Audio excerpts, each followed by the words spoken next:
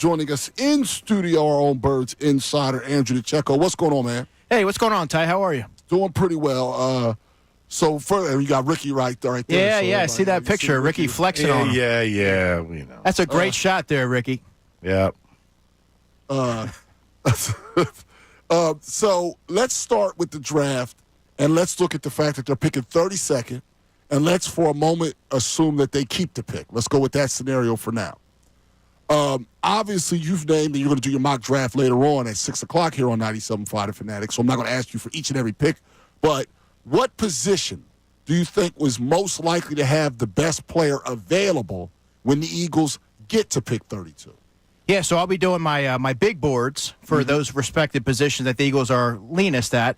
But I think there's a world, Ty, where Walter Nolan would be there at 32. Donovan Ezeraku, the edge rusher from Boston College. Those are two positions, Walter Nolan being the defensive tackle, that I could definitely see the Eagles looking for at that spot. Maybe an offensive tackle like Josh Connerly from Oregon or Josh Simmons, who you and I have talked a lot about from Ohio State. But I think if they stand pat, they're most likely, if everything falls their way, to take a defensive tackle. And in that case, I think the best player would be Walter Nolan from Ole Miss. So the best player you think that's going to fall down is are we talking like most athletic player or just a fit for the Eagles, something that fits into their organization, correct? Yeah, he would just be a fit. And pairing him next to Jalen Carter, Ricky, he would be another interior force that's going to be able to provide pressure, collapse the pocket. I like his athleticism, and it really fits the bill of what the Eagles are lacking in Milton Williams having departed to the Patriots. So I think that'd be a really good fit. I have something that goes along with this. Obviously, they have draft picks, okay? They have holes. We know about the holes. We know where the holes are. Now, you might get a couple draft picks to fix those holes. Then what? Well, I mean, it's a long offseason, so the offseason isn't done after the draft concludes. The Eagles can continue to find ways to add players, whether that's via trade, whether that's adding someone after the June 1st releases. But Howie Roseman has proven, Ricky, that whether it's May signing a LeGarrette Blount, whether it's June adding a corner like Steve Nelson, who they added a few years ago, or trading for someone like a C.J. Gardner-Johnson in August, the offseason never ends. So I wouldn't look at the draft and say, okay, there's still plenty of holes. What are the Eagles going to do? Because Howie Roseman never sleeps. You know, following up on that, that point that you just made, you didn't mention safety, most likely, in the first round, and Howie has it going that way. That's their weakest position right now, it appears, on the roster, is safety.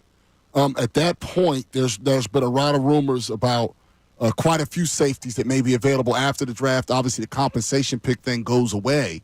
Do you think that Howie would fairly quickly after the draft look for, if he doesn't get one early, obviously, who that person becomes a starter? If they don't get a starting safety, do you think he then would try to address that maybe first priority after the draft? Yeah, so I think a guy like Justin Simmons would be a prime candidate to join a team. Probably he's been lobbying to join the Eagles. Makes sense. That would be a really good fit, especially if you're trying to play, which if they sign him, he would be a starter. But I think it would serve the Eagles well to add another young safety. And if they have the opportunity to do so, I think the likeliest course of action based on where they're sitting in the draft would be a Xavier Watts from Notre Dame. Possibly, he was a good player.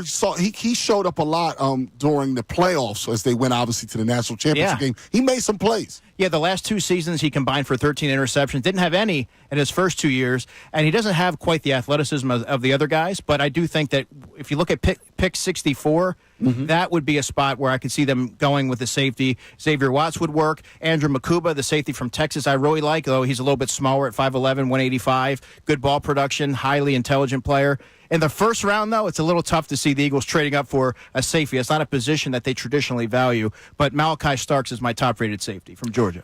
Well, what's going to happen here with Dallas Goedert? And, I mean, there's a lot of tight ends in this draft. It's a pretty strong tight end class. Is there any chance at picking up a tight end in the draft? Yeah, no, I'm glad you asked, because I do believe that this has to be the draft in which the Eagles add a tight end, Ricky. Tyler Warren from Penn State's the top-rated tight end in this class. He's going to go anywhere from early to mid-first round. But beyond that, my second-rated tight end, the one who I believe is the next best tight end in this entire draft, is Mason Taylor from LSU. I kind of liken him a little bit to Zach Ertz, Ricky, in that he is really good at finding the soft spots in zone, a polished route runner, strong hands, and really the most well-rounded tight end in this class. And I believe that he could be a possibility at 32 or possibly at 64. But I think the Eagles, if they want him, they're going to have to trade up from 64 to get him. We got Andrew DiCecco with us in studio for a while now. Howie Roseman is decided to operate very differently from the last time they won the Super Bowl with free agents. We know that, and he very well may be correct. But at the same time, there was a certain amount of talent drain that was forced upon them, and then he added to it with CJ, and he looks like he may be adding to it even more with Dallas Goedert. I'm sure Goddard would have signed some form of a extension that could have lowered his cap number in the short term, and they appear to not want to go that route. Is it risky, in your opinion, for Howie Roseman, even though they have a lot of good players, obviously, to go with this many young players when he's trying to win another Super Bowl in 2025? I don't know that it's risky because the Eagles had the youngest defense last year in the NFL. Offensively, they have a lot of veterans. They have Jalen Hurts. They have that offensive line. So I think if you have the right players, if you identify the right ones, if they love football, if they're committed to winning, a lot of Georgia players, right? A lot of players from winning programs. I think if you build your team out that way, there's not going to be that shock, that acclimation period that a lot of rookies aren't ready for. So I think that they've really built the roster the right way. You always have to be worried a little bit, Ty, about younger players, but I think that the Eagles really leave no stone unturned. They do their due diligence in making sure that they're ready to go, and there's not a whole lot of a ramp-up period. You know what? Yeah. What are your thoughts at cornerback coming up this year? Obviously, another position that the Eagles need. I've heard you. That's why I hit the You've been at a lot of practices before you answer, and you and I have spoken a lot about Keely Ringo. So go ahead and answer. I'm just a little concerned about what you're going to say because you've been. No, you're just reporting on what you see. Yes. So go right ahead. So what I've observed in practice last year, and I was at every training camp practice, is a player who's immensely athletic in Keely Ringo. You like the length at 6'2", 200 pounds. He's fast. But he's fast, but he's very handsy. He got flagged a ton last summer, especially trying to guard Devontae Smith. It didn't really work out too well for him. But he's been facing receivers that are a lot like Devontae Smith, and I just don't know if you can have the physical qualities, but if you don't have it mentally or if you don't have the technique, you're not going to be successful. And playing opposite Quinyon Mitchell, at least in this situation, he's going to get picked on a lot. I think the Eagles need to draft a corner in the draft to at least fulfill the depth chart a little bit. And there's a lot of players that they've explored a little bit at the cornerback position. Trey Amos, they looked at Maxwell Hairston from Kentucky, and there's a number of other ones, different rounds in the draft that they've kind of explored. Smith, right? Yeah, Jalen Smith most recently, so from USC. So that kind of suggests that they're not quite content with that room, and nor should they be. And I do believe that they're going to add some competition. That would be interesting. Now, I saw one mock draft that was fascinating to me, but I'll just tell you, they got Ibuka from Ohio State, who could play in the slot, going at 32 if he was there. Now, if you go that route and now you decide to play, you have a new offensive coordinator that may want to run the offense a little bit differently.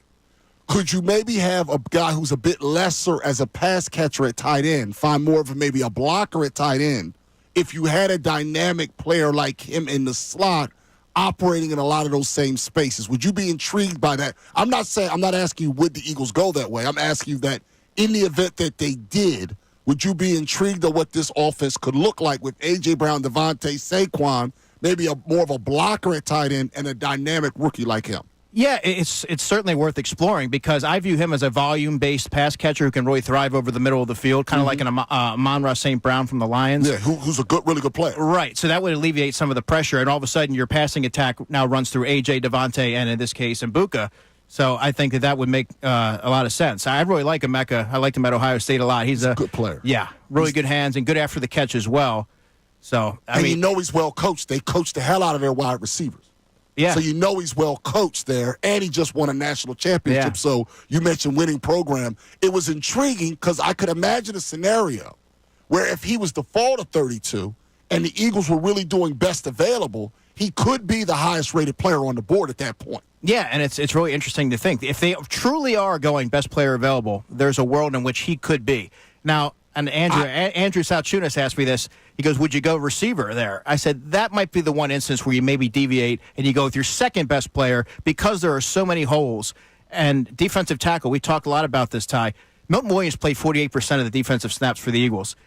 Beyond that, Jordan Davis and Moro Ojomo both played 37% of the snaps. That's 388 snaps apiece.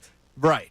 So I don't know that you want to go into the season with banking on one of those players being able to take on an elevated role. You have to find a way to make up for that sizable void that was created with Milton Williams departing. Thanks so much, everybody, for watching. Really appreciate it. If you want more of this content, make sure you like and subscribe. And you can do that kind of over here if you want more of the best show ever.